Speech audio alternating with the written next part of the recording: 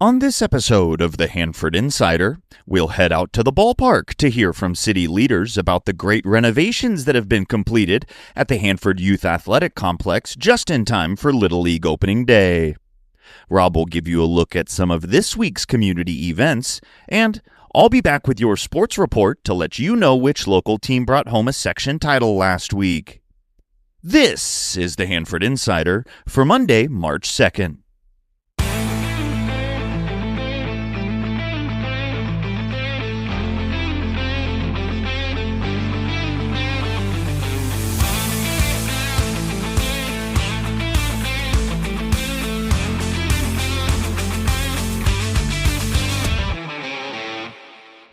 Hey everybody, welcome to the Hanford Insider, your go-to podcast for the people, places, and stories that make Hanford shine. From downtown history to local voices shaping our future, this is where Hanford talks. Let's get into it. In community news this week, we'll start with the Hanford City Council. We didn't get a post-meeting wrap-up video from the last meeting, but one of the big items for discussion was regarding single-family residential development standards. More and more, developers are proposing neighborhoods with smaller houses on smaller lot sizes. City staff were asking the council for direction on this matter. What do you think? Should Hanford allow this type of development? Contact your city council member and tell them what you think. The council will meet again this Tuesday.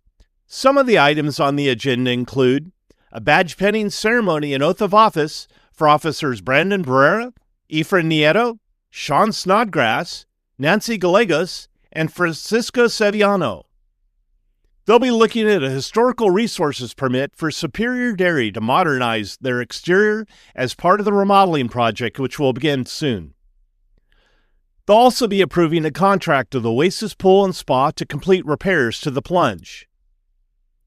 The exciting news is that the city has narrowed down a list of possible sites and will be looking for approval to purchase the property on the southeast corner of 7th and Harris, all the way down to Brown Street, for the new public safety building that citizens voted for last year with Measure H. For reference, this will be directly across from the new CART transit facility. This building is closer to the center of town than any of the other properties that they looked at and will make a fine addition to the downtown east corridor. Originally envisioned as solely an administrative building, the project has grown into a comprehensive facility that will house police, fire, and emergency operations, along with multiple specialized amenities. The design will include an emergency operations center, training facilities, fueling station, evidence storage, a communications tower, and a fully electric infrastructure. It will also feature paging, public broadcast, and radio repeating systems. This is just the first step in the process, though. The project is scheduled for completion in the next 3 to 5 years as Measure H funds become available. We'll have Hanford City Manager Chris Tavares on the show next week to talk about this topic and a few others. If you have a question for Mr. Tavares that you'd like for me to ask, send it to me at hanfordinsider@gmail.com before Thursday, and I'll see if I can get an answer for you.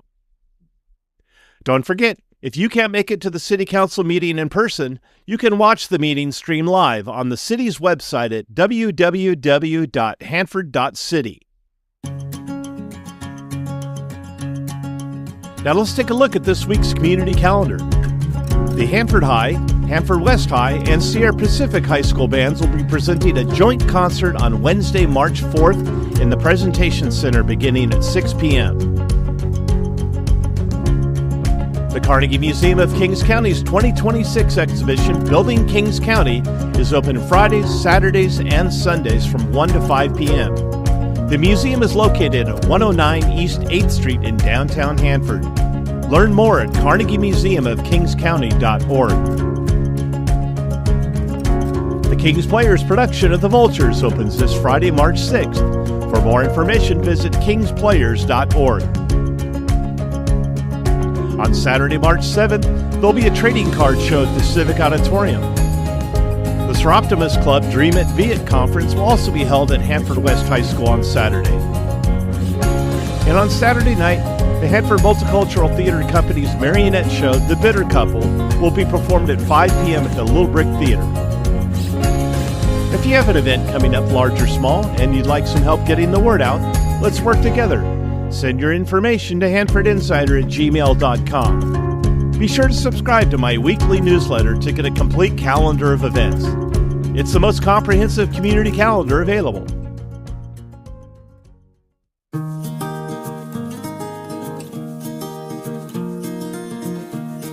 It's a great day for Hanford. We are here at the Bob Hill Athletic Complex here at the new baseball fields and concession stands, and what a remodel it is. These families are enjoying this, and we have Councilman Travis Payton with us here today.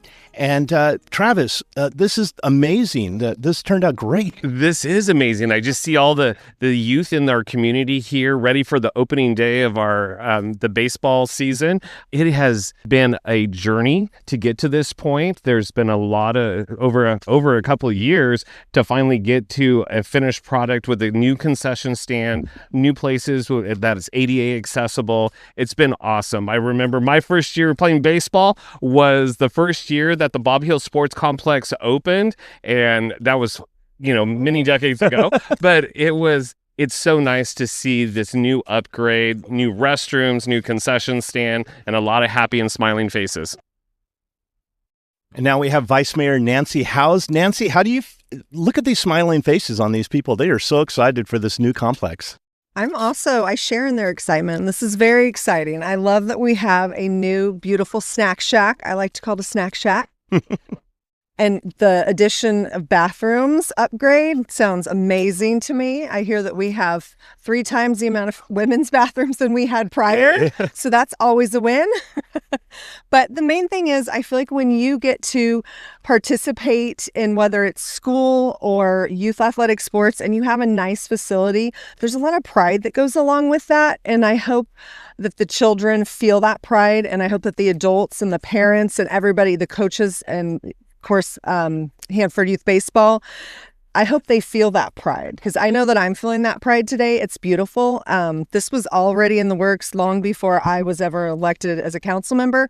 So I definitely don't feel as though I'm taking any credit for it today, but I am here to share in the excitement and the experience. And I'm a little bummed that my son decided not to play this year, but I know plenty of other kids, so I'll probably pop in and visit the snack shack. They have tri-tip sandwiches today that smell pretty darn good. So yeah, it's going to be a great day. There's a lot of vendors out here. I'm excited to check all that out. That's wonderful. Thank you for joining us. Thank you. Wonderful. With us now is City Manager Chris Tavares. Welcome to the show, Chris.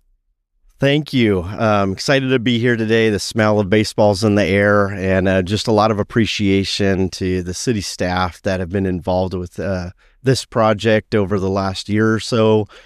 Took a lot of hands to get this really kicked off. And a lot of hard work. Last few weeks has been a flurry of activity, but I couldn't be more proud of all the departments coming together and really putting this together for the community. This will be a generational impact, and I just love to see the smiles on faces, families gathering, and again, just lots of appreciation for the hard work out there. Fantastic. Thank you, Chris. Thank you. Well, there's a lot of happy faces here today, but I know that the mayor of Hanford, Mark Kyrus, is especially pleased with the turnout today and how this ballpark looks. Yeah, Rob, this place looks simply amazing. I will tell you that in no small part, Hanford Youth Baseball just does a wonderful job in, having the facility ready for this opening day. The fields look wonderful. I mean, I know they put a lot of time and effort and sweat and equity in here, and it's proven once again. I mean, it's absolutely beautiful. Fantastic. Thank you, Mark. Thank you. Well, it's great to be here with Joe Britton, who is the president of Hanford Youth Baseball. Joe, this is a fantastic day for the city of Hanford and the kids, right? It's a beautiful day, Mr. Bentley. Thank you for having me. We couldn't be happier with the weather we have out here, all of the community members that are out here for vendors and the celebration we're having today. It's just turning out to be a perfect day so far. So you've got an exciting season lined up. Can you kind of give us an idea of how long the season goes, how many teams you have, that kind of info?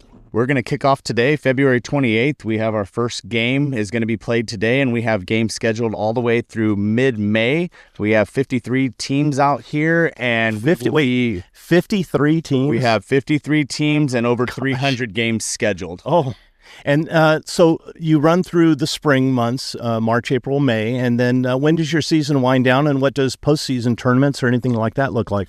Yeah, we have games all the way through mid-May, and then immediately after that, we have All-Star season that takes place, and that lasts for about a month. So we have All-Stars running through June this year, and if our teams do well, they could play all the way into August. But a bit of good news, we did sign a contract with Cal Ripken to host the state tournament out here for the 10-year-olds, and that will be in late to mid-June. That's fantastic. Yeah, with this new facility, I would imagine it would start to draw some of the regional tournaments.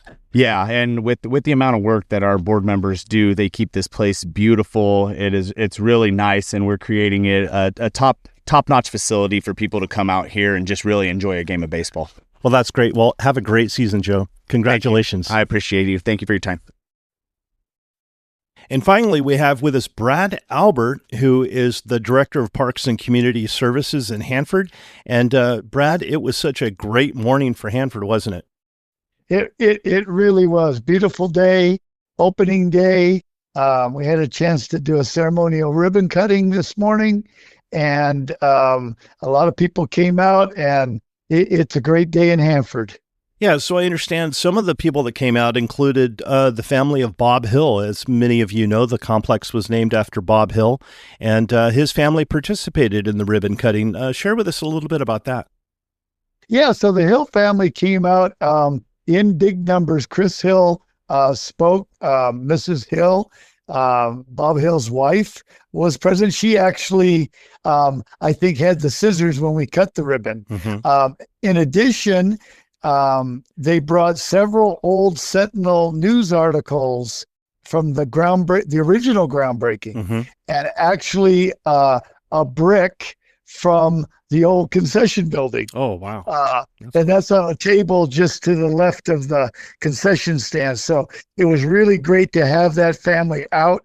You know, Bob Hill was instrumental in the beginning of the whole facility. Yeah. Definitely. I did not play baseball at that complex. I played when it was on 11th Avenue there across from Woodrow Wilson, and then also at the Harris Street ballpark. But yep. My son participated in baseball there at the Youth Athletic Complex. So you mentioned the concession stand earlier. Let's get into a little bit of the upgrades, fields, concessions, restrooms, lighting. Yeah. What can people look forward to? Wow, this project scope was pretty big. It ended up coming at about $1.3 million for the entire project. That was funded through the ARPA funding and then council appropriation of that money. The project had been on the books for a long time, and you know, just due to lack of funding, we could never quite get there. So we were lucky to be able to do that. So with that funding, we were able to remove the old concession stand, outdated in many ways. We replaced it with a prefabricated single-story structure. And what that did, we were able to triple the capacity in the girls' restroom and double the capacity in the boys', as well as all brand new concession equipment, ovens, refrigerators, freezers. Pepsi's got a new machine in. So all brand new equipment on the inside of that. In addition to the building, completely regraded and took all the old asphalt out, put new asphalt on the drive approaches. Actually, an upgrade that council approved was actually removing asphalt and replacing it with cement under the bleachers, which really helps with ADA accessibility, and it just makes it a much more pleasant and safe way for folks to get, in and out of the bleachers and move through the facility, which again was much needed. Yeah, I noticed that. I saw several people go by in wheelchairs, and I was just kind of like thinking, oh, they're going to like this. They're not going to be rolling down the hill, as it were. Yeah, there was some bumps there for a while, but hey, we got them all cleaned up. All the storage containers were moved, new asphalt underneath, and moved back, so they now sit on new asphalt. That's great. And I understand you've made some improvements in the fields and lighting and such. Yeah, we went through fairly recently, checked all the lighting actually in the entire facility. So that's the 4 Bob Hill baseball fields, Rotary Field, and then the basin, because Hanford Youth Baseball uses, all 12 of those diamonds in season. So we're able to go through and do that. And so everything is working. And so we're real proud about that, and really to, create a facility and an environment that the kids and their families deserve. Well, certainly, I noticed there's still a few things to be tidied up, but it was ready for opening day, and that's what counts.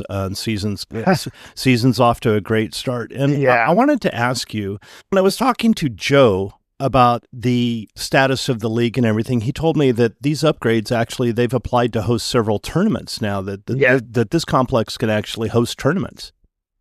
Yeah, so that was one of the things, they do Cal Ripken regionals, and I think now that we've got, the new project almost done, pretty close, that they'll have that ability in late May, June, to be able to invite folks to come to regional tournaments, which, typically HYB would have to travel. And now we can bring them. The facility is definitely ready now for that level of competition. Definitely. Hey, Brad, I won't keep you much longer. And I know we're going to have you back on the show here in a few weeks to talk about the stuff coming up in the spring. And we've got all the spring day camps. I saw that advertised. You also we still have to get together and talk about the Winter Wonderland wrap up. But what we're really interested in hearing next time we have you on is about the upgrades at the Plunge. So we look forward to having you always on the show. Always look forward to having you on the show. And we thank you for your enthusiasm, and thank you for all that you do for the youth of Hanford.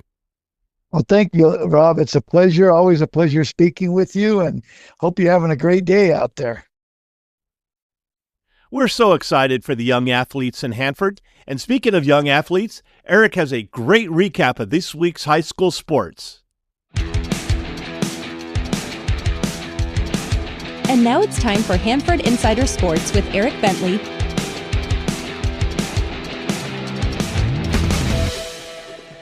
For the second year in a row, the Sierra Pacific girls basketball team took the floor at Selland Arena and brought home a Division II section title, taking down the 1-seed Bakersfield Christian 64-48 on Friday. This year, defending their crown as a 7-seed, it was a game that the Golden Bears had in control the whole way, with 5 different players scoring in double figures. The Lady Bears have seemingly hit their stride at the right time, having won 8 in a row and 12 of their last 13, with state playoffs on the horizon. Though the road to a section title played out differently this year as a 7-seed, the journey to a state title this year will start on a similar path, as the Golden Bears were selected as a 2-seed yet again this season and will host 15-seed Heritage on Tuesday at 7 p.m. Should they advance, they'll host the winner of Chico versus Folsom on Thursday. Make sure you stay tuned until the end of this segment, where we'll talk to head coach Victor Chavarin Jr. about the team's section title run and gearing up for state playoffs. Now let's wrap up the rest of the winter sports, as the Sierra Pacific girls soccer team's quest for a Division IV section title fell just short in heartbreaking fashion last week, as 1-seed Fresno Christian defeated the Golden Bears 5-4 on penalty kicks in the championship. Sierra Pacific finishes their season 11-9-5 overall. Now for the spring sports, out to baseball, where it is a 3-0 start to the season for the Hanford West baseball team, beating Orosi 12-0 in their season opener before taking both games of a doubleheader from Dos Palos. The Hanford High baseball team stands at 1-1 after beating Central East 7-1 in their season opener before falling to Stockdale. And the Sierra Pacific baseball team is off to an 0-3 start, falling to Garces and Selma before an extra innings loss to San Joaquin Memorial. In softball action, the Hanford West softball team is off to a 2-1 start, dropping their season opener to Redwood, then bouncing back with a 15-5 win over Dinuba and an 11-0 win over Tulare Western. The Hanford High softball team is 1-0 to start their year after taking down Hoover 13-1 on Friday. And the Sierra Pacific softball team is off to an 0-1 start after dropping their season opener to Sanger West. Now, let's hear from the head coach of the back-to-back section champion Sierra Pacific girls basketball team, Victor Chavarin Jr. Eric Bentley here. Obviously, thanks for taking the time to join us. Short turnaround. You got a lot coming up on your plate with state playoffs coming up. So really appreciate that. Just wanted to, start real quick going back to last Friday. You guys and your team were able to go back to back. Just kind of walk us through that experience of, for the second time, being able to accomplish that feat. It's something that we really cherished. We felt that we were the best team in the Division II bracket before seedings came out, and so we knew that we just have to grind it out, and we would just have to be some road warriors and be ready to fight every game and not take anything for granted. The experience of last year was really great, but we made sure that once we got our championship rings during the summer, that last year was last year, this year's this year, and we have to prove ourselves all over again. You kind of mentioned the grit. You guys played a very tough non-league schedule, went over to Hawaii again, played some tournament games. How did that factor into being able to get it done again, and how can you use that going into state playoffs? Yeah, looking at the state bracket, we played both the number one seeds in the North and South of Division I for the state bracket. We played teams that are in the open divisions for the state bracket. We weren't afraid to play anybody this season, especially to start it. And yeah, some of the scores weren't pretty, and it hurts to start this season with a couple losses, but that ironed us out, that showed us what we can work on, and that made us a better team. And once we flipped the script to January and February, it showed on the court every day. The results have kind of played out similar to last year as far as winning a section title, getting a 2 seed in the state playoff bracket. Tell us some of the differences that you've seen from this year's team compared to last year's team. I will always love my first team for sure, but this team's really special and that they look out for one another in all aspects. It's a very unselfish basketball. You look at the Valley Championship from Friday night, and all 5 of my starters were in double digits, and it was because we moved the ball. And so Bakersfield Christian struggled on being able to stop any one person because we would just pass it to the next one who was open. And so this team is very unselfish and very close and become a tight family. So you guys will get some home state playoff games being the 2 seed. Do you got a message to the fans who, have obviously been out supporting you, but maybe those that haven't seen this team this year, kind of what to expect and why they should come out to support this team? I always say never miss Golden Bear basketball if you can help it. We had some great road trips, but now we get to host games at home. And so we hope to see everybody there on Tuesday night because we need a loud atmosphere to show Heritage what Hanford's about. The only thing I'll add is Sierra Pacific's a great community within itself, but Friday night at Selland, I saw people from all over Hanford. And so Hanford's a basketball town, and Hanford has our back. And so we're happy to be able to represent Hanford and bring in a section championship home. And hopefully we're going to bring a state championship home too. As always, if you have a score report or a team update for any team in any sport at any level, you can let us know by emailing hanfordinsider@gmail.com. I'm Eric Bentley, and this has been your Hanford Insider Sports Report.